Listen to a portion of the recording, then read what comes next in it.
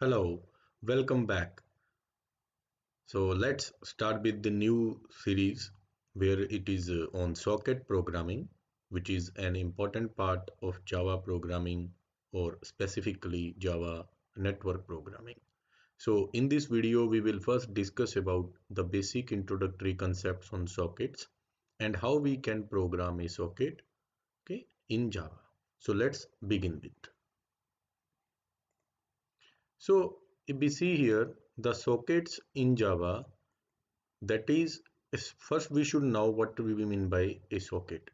A socket is said to be a numbered interface which is used for communication between two computers which are connected over the network.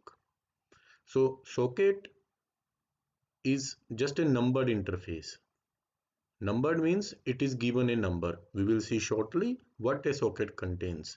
Before proceeding, we should also know some of the terms which are related with the network programming. Protocol. Protocol is a set of rules for setting up communication between two entities. It may be computer or two programs. Port. Port is a numbered interface where a specific application service is provided. If we talk about the application service, email. So in email, for sending the mails, we have SMTP protocol, and that protocol serves at 25 number port where it is used to send emails. Okay. Similarly, if we talk about another protocols, there is a specific port where they do provide their services. This is required here because our socket will work at a particular port. Then when we talk about the connections, because we have set interface for communication, so how the two computers are connected or how the network uses the connection oriented and connectionless, two type of ways to transfer data between two computers. In the connection oriented, a virtual setup of the connection is there, means there will be two entities A and B. These may be two computers. There will be virtual setup between these two computers for transmitting data. In connection oriented, the connection is established virtually. Second, the data which is transmitted by one is received by the another and acknowledgement is given from the receiver to the transmitter. Thus, connection oriented provides guaranteed delivery of data. Then there is another which is called as connectionless, where no virtual connection exists between two communicating entities. The data is transmitted and it is assumed that it will reach the destination and that is accepted. No acknowledgement is received here. So this is the connectionless. But if we talk about the connection oriented and connectionless, connection oriented is has to contain flow control, error control, so it take more time. But connectionless, there is no error flow control, so it is faster in delivery. Now we will proceed further for the sockets. So what is a socket? So if we talk about the socket, socket is nothing but for defining a socket we have to have an internet address which represents a computer plus the port where that socket will be used for a particular service. Okay, there are two types of sockets in Java which are a server socket and socket. These two are available classes in java.net package. So if we want to program sockets in Java, we have to import java.net package. Now the server socket class and socket class are there. Server socket, as the name we can say, this is mainly used to create a server side version of a program. And socket, this is used to have to provide a socket which will give the client side, you can say, application. Okay, there are certain methods which are available in the classes. In the server socket class, the important method is called as accept.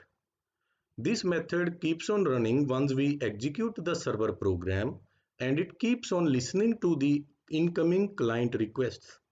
Any incoming client request, if it is accepted, a socket which represents a client connection is created at the server side. Fine. And in order to communicate between the server and the client, there are requirement of data transfer. For doing the data transfer, streams has to be created. These streams will be input stream and output stream. Okay. For creating the input stream for the socket or server socket, there are methods. Get input stream method is used to create input stream for the sockets. Similarly, there is a get output stream which is used to contain output streams for the sockets. And there is one more method called as close, which is used to close once the purpose for communication is over and we have to close all the open sockets. Okay, so this is about the server socket and socket class and their methods. Now how they communicate?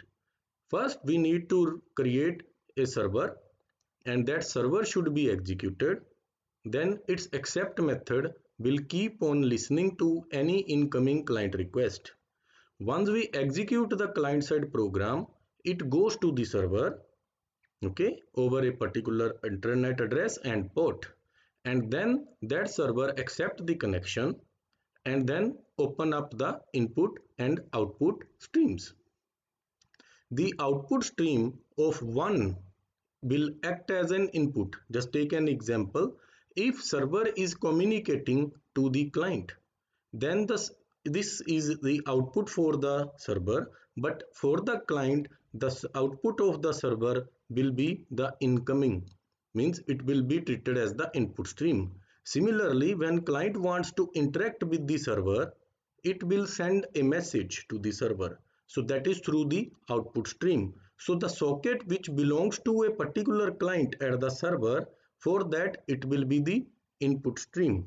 Okay, fine. So this way we have to connect the input and output streams.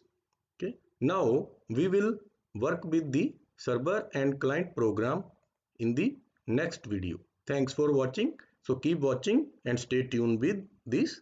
We will be just going for a server and client side video where they both will communicate with each other. Thanks for watching, and if you like this video, you are requested to please like my channel and subscribe to it for any other events or upcoming technical topics. Thanks for watching. Thank you.